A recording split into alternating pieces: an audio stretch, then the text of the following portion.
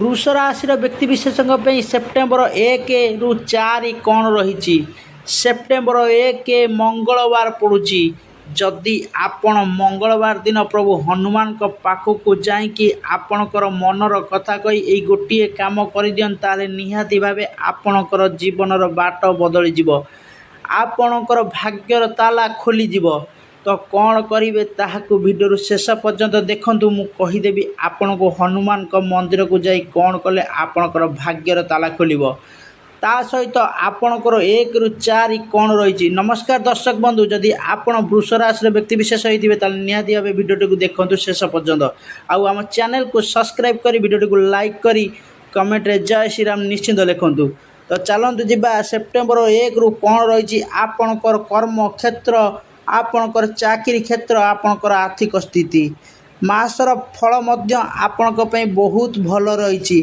प्रथम मास सप्ताह आपको बहुत भल रहा। देह मन भल आय व्यय समान कर्म क्षेत्र में विलंब घटब।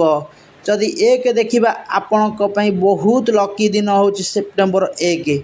सेप्टेम्बर 1 रे आपण जाई प्रभु हनुमान मंदिर रे मनर कथा कही गोटे दीप आ पानपत्र गोटे पानपत्र ने बेसी पानपत्र रे जय श्रीराम लिखिकी सिंदूर रे प्रभु हनुमान पाद तले थोदेवे अर्पण करदे। अर्पण समय आपण हनुमान को जनइबे ना प्रभु जय श्रीराम हनुमान को जनइबे जे मोर मनर कथार मु आपण मानकु मने मने आपण कहिबे आपण मानकर जहाँ मन रे थिबो आपण मने मने जाय हनुमान को जनइबे मो प्रभु मोर दुख मोर कष्ट को दूर कर आज ठारू एतिकी कही प्रभु पाखरे दीपटे जालिबे। देखिए आपणकर भाग्यर ताला केमती खोल।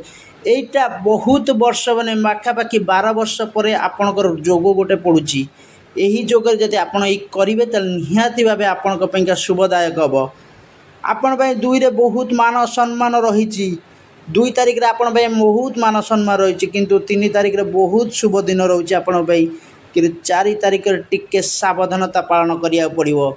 1 रु 4 तो आपण माने निहाती भाव जानले कौन आपण जीवन घटवा जाऊँगी। प्रभु हनुमान को आशीर्वाद आपण राशि पर पड़ाक जाऊँगी। जदि वीडियो भल लगुच निहत लाइक शेयर फॉलो करेंगे आउ कमेंट रे जय श्री राम लिखिए। रहिलु जय जगन्नाथ।